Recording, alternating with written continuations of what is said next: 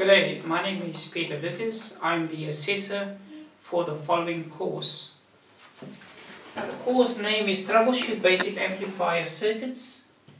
The unit of competence is UEENEEH139, and we are busy with TAEDEL402B, Major Activity, Part B assessment. So the first thing that we need to establish today is are these students competent to actually complete this course. The unit consists of 3 elements which actually test the student to see if they understand the theory part of amplifiers. This will also test if the student will be able to work safely. So let's start with the assessment. Now the first question in element 1 is, what should you do before you work on an amplifier? And basically what we want here is, what are you going to do to make it safe for yourself? I need to have 5 answers there. Please write out in full. Use your own wording, and as I say, think of the situation in your workshop. Most of you guys are already experienced and have a bit of knowledge of what to do before you start. A typical thing that you would do is to, 1, make sure you've got the job description and know what is the actual fault, a customer complaint. So the rest is up to you to fill in that question. Question B. What tools will you use to find fault in an amplifier circuit? Remember when we were doing the lesson, we were talking about different tools to be used. So mention as many as possible. And with the research that you have done, you should find at least 5 different tools that you can use. I will give you a hint. One of the tools is actually a type of paperwork, and it's called a diagram. So once you've got all of that in line, all you have to do is write them down and then provide me with at least 5 pieces of equipment or tools. Question C. In an amplifier circuit, why is a 4 ohm or an 8 ohm speaker used at the output circuit? Why are they using 2, 4 or 8 ohm speakers and not a 16 or 32 ohm speaker? Please do explain why this is actually happening. I want at least 5 points on that one. I'll give you a hint. It's got to do with the amount of current that goes through the circuit, and it's also got to do with the output. Let's move on to element 2. Element 2 deals with the drawings. Draw a typical block diagram of an audio amplifier. Please fill in all the names and voltages. Typical voltages that you will get on the input, typical voltages that you will get on the output, and also the output impedance of the typical speaker or load at the output amplifier.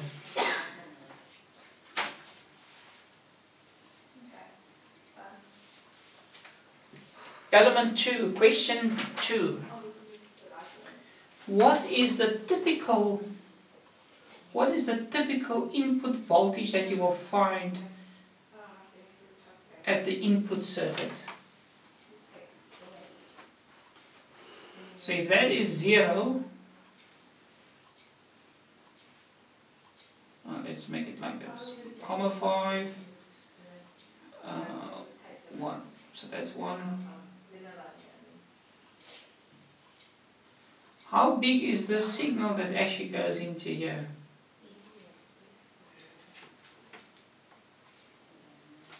And I'll give you a few examples.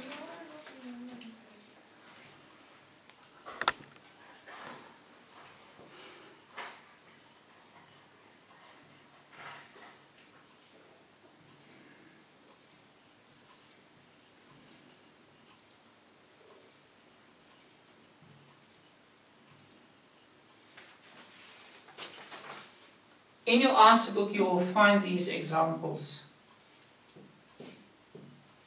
Just make a little cross on top of the one that you think is the correct one. And why would you say it needs to be that specific voltage? There's a big reason why. If it's too small, we know what's going to happen. If it's too big, we know what's going to happen.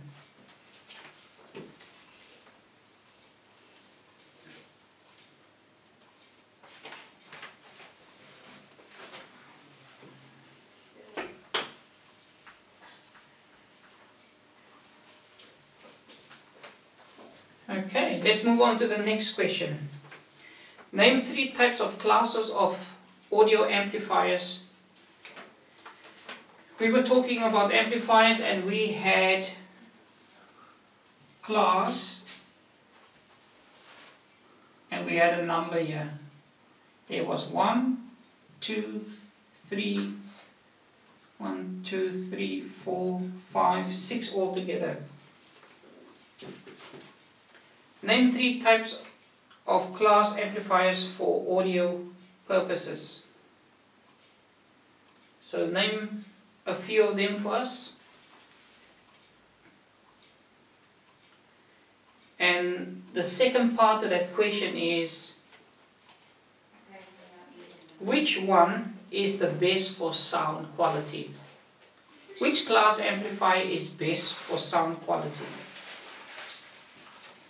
I'll give you a hint on this one. If this is your input signal, the best one would mimic the signal over here, but just make it bigger.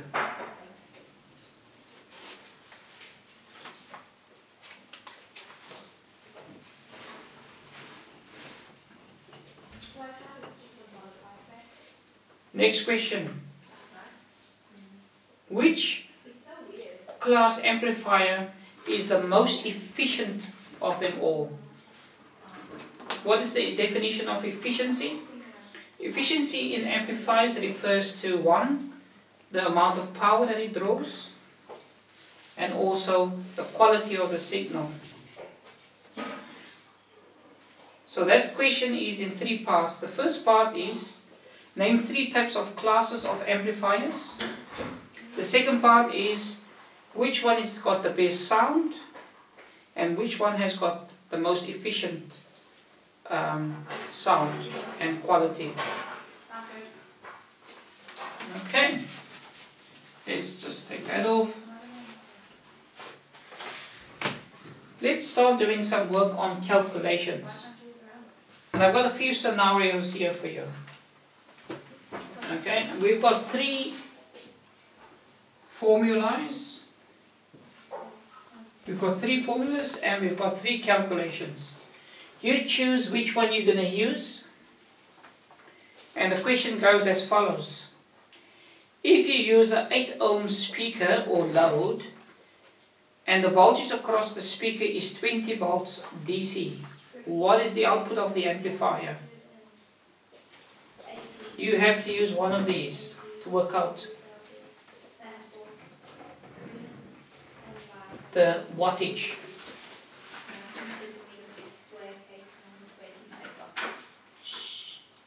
Is it going to be number 1? Is it going to be number 2? And if it's going to be number 3? I'll repeat the question. If you use an 8 ohm load speaker and the voltage across the speakers cables is 20 volts, what is the output of the amplifier? Use the formula that's correct and give us a value. Question number 2 in the calculation section. If you have a 10 watt amplifier, What is the voltage across the speaker terminal with a 4 ohm speaker load? And we've got typical 3 answers.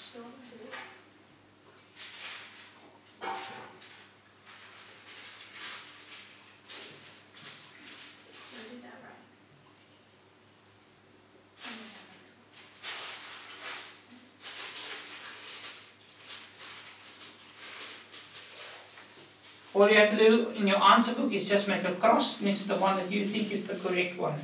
I'll repeat the question. If you have a 10 watt amplifier, that's what the specification is saying, what is the voltage across the speaker terminals with a 4 ohm speaker load? Okay.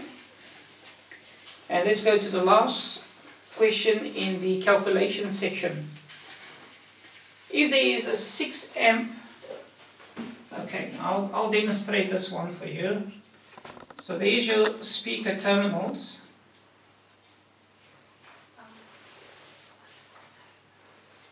So that's a typical speaker over there.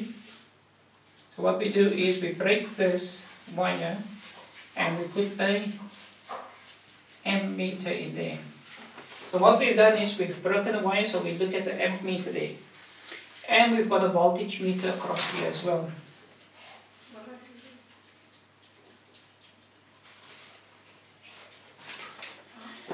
And the question goes as follows. If there is a 6 amp load, so 6 amps is going through here,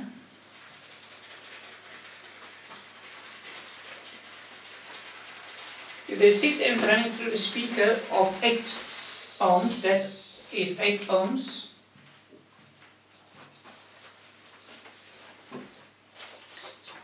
what is the output of this amplifier in watts? You need to use one of these formulas.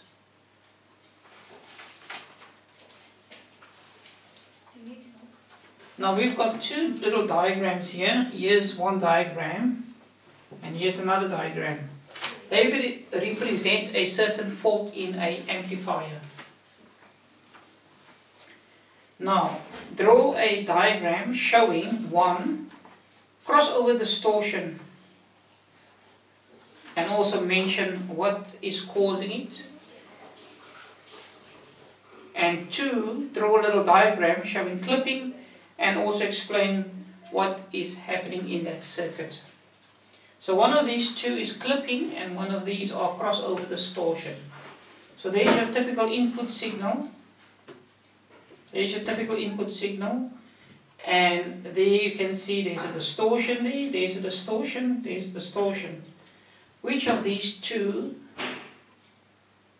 is showing you crossover distortion and which one is showing you clipping? Please draw those little diagrams.